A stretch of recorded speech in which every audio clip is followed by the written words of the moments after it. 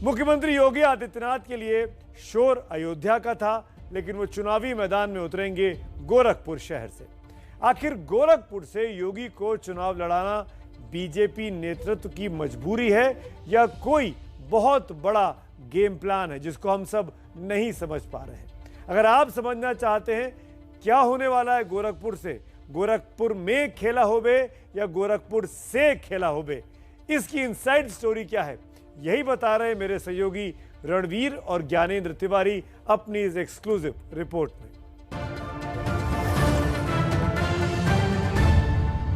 BJP के प्रचार गीत से साफ है कि अयोध्या बीजेपी के लिए चुनावी मुद्दा रहेगा। तो सवाल ये कि ऐसा हुआ क्या जो मुख्यमंत्री योगी आदित्यनाथ अयोध्या की चर्चा के बीच अब गोरखपुर से चुनाव का पर्चा भरेंगे। योगी पार्टी का शुक्रिया अदा कर रहे हैं और विपक्ष कह रहा है कि बीजेपी ने उन्हें घर बैठा दिया। आदरणीय प्रधानमंत्री जी का, आदरणीय राष्ट्रीय अध्यक्ष जी का और संसदीय बोर्ड का, जिन्होंने मुझे गोरखपुर से भारतीय जनता पार्टी का प्रत्याशी बनाया है। कभी कहते थे अयोध्या से लड़ेंगे, कभी कहते थे प्रयागराज से लड़ेंगे, कभी कहते थे देवन से लड़ेंगे। मुझे खुशी है इस बात की कि भारतीय जनता पार्टी ने पहले ही उन्हें अपने घर भेज दिया। सत्ता की राजनीति में 4 और 4 8 नहीं होते।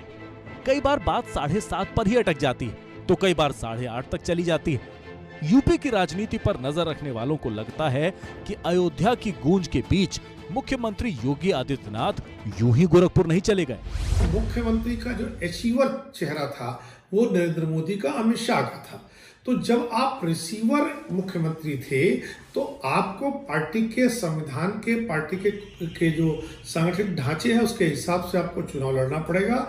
आप किसी स्थिति में डिक्टेट करने की पोजीशन में नहीं थे। सवाल है कि अगर अयोध्या से चुनाव लड़ने से मुख्यमंत्री योगी की हिंदू हृदय सम्राट वाली छवि मजबूत होती तो फिर अचानक गोरखपुर शहर से चुनाव लड़ने का फैसला कैसे हो गया? इससे पूर्वांचल का किला मजबूत होगा या पूर्वांचल की लड़ाई के बहाने से मुख्यमंत्री को गोरखपुर में समेटने की कोई चाल है? एक तरफ बनारस है पूर्वांचल में जहां नरेंद्र मोदी होंगे, दूसरी तरफ पूर्वांचल में योगी आदित्यनाथ होंगे। तो पूर्वांचल का जो बड़ा चंक है जहां पिछली बार भारतीय जनता पार्टी ने बहुत अच्छा परफॉर्म किया था, उस बड़े चंक में कोई नुकसान नहीं होने देंगे। ये भारतीय जनता पार्टी की तैयारी है।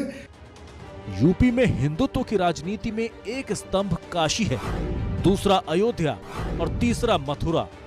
मथुरा से मुख्यमंत्री योगी को चुनाव लड़ाने के लिए बीजेपी सांसद हरनाथ यादव के सपने में भगवान कृष्ण आ गए थे, लेकिन योगी न भगवान कृष्ण के धाम से चुनावी मैदान में उतरे न भगवान राम की धरती से। अब गोरखपुर में हैं तो समर्थन विरोध जारी है।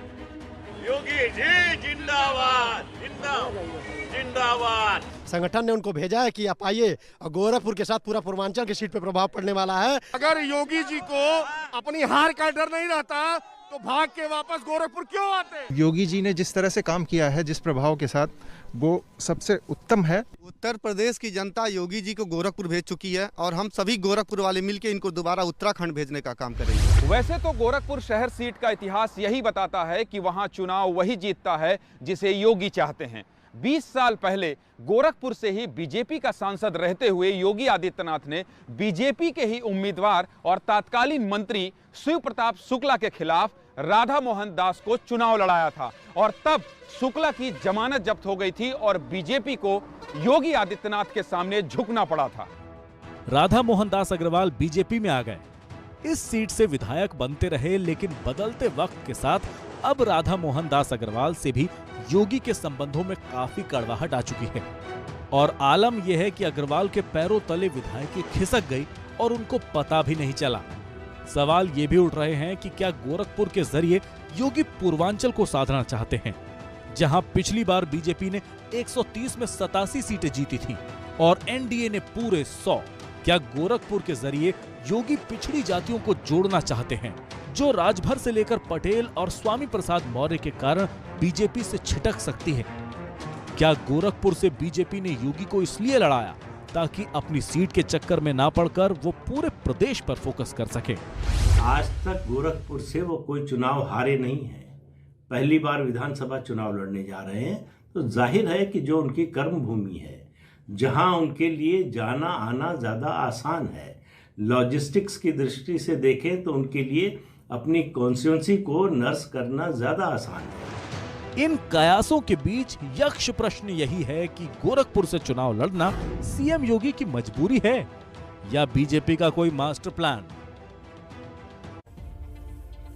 और अब आज की इसी टॉप स्टोरी पर कि आखिरकार गोरखपुर क्यों, मैं अपनी राय आपको बताता हूं।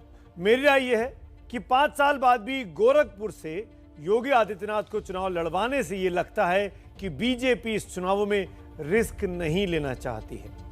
अगर आप इस राय से सहमत हैं तो 7823944001 पर मिस कॉल दें, और अगर असहमत हैं तो 7823944002 पर मिस कॉल दें। हम कार्यक्रम के आखिर में दिखाएंगे कि कितने लोग मेरी इस राय से सहमत हैं या नहीं है। एक बार फिर राय आपके सामने दोहरा देता हूं, जो सवाल आपके सामने स्क्रीन पर है। गोरखपुर से योगी को लड़ाकर बीजेपी बहुत ही सेफ खेल इन चुनावों में खेल रही है। आपकी राय का मुझे, मिस्ड कॉल का मुझे इस शो के दौरान लगातार इंतजार रहेगा। आगे बढ़ते हैं। एबीपी न्यूज के लिए आज ही सी वोटर ने सीएम योगी के गोरखपुर से चुनाव लड़ने पर एक महत्वपूर्ण सर्वे किया। सी वोटर ने लोगों से पूछा कि योगी को गोरखपुर से चुनाव लड़वाना बीजेपी का मास्टर स्ट्रोक है या मजबूरी है। तो अब राय देखिए, 55% लोग इसको बीजेपी का मास्टर स्ट्रोक बताते हैं, 32% लोगों को लगता है कि यह भारतीय जनता पार्टी की मजबूरी का फैसला है, जबकि 13% लोगों का कहना है कि उनको इस बारे में कुछ भी पता नहीं है।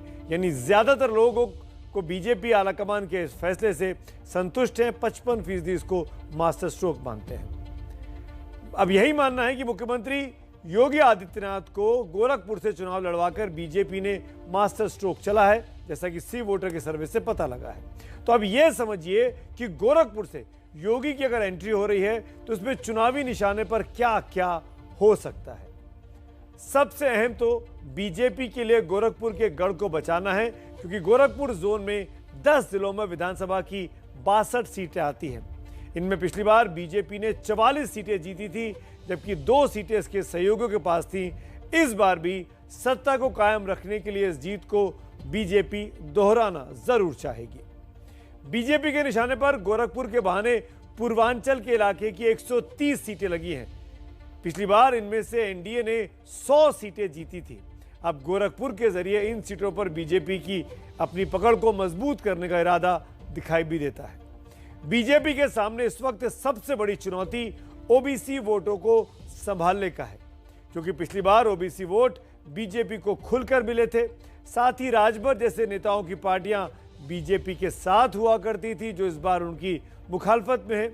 इस बार राजभर अखिलेश के साथ न सिर्फ खड़े हैं, बल्कि बीजेपी से भी तमाम ओबीसी नेता अब समाजवादी पार्टी का रुख कर चुके हैं। उनमें से ही एक नेता है स्वामी प्रसाद मौर्य, जो गोरखपुर से सटे कुशीनगर जिले से विधायक है। स्वामी प्रसाद मौर्य का असर सीएम योगी के गोरखपुर में होने से उनको कमजोर भी कर सकता है।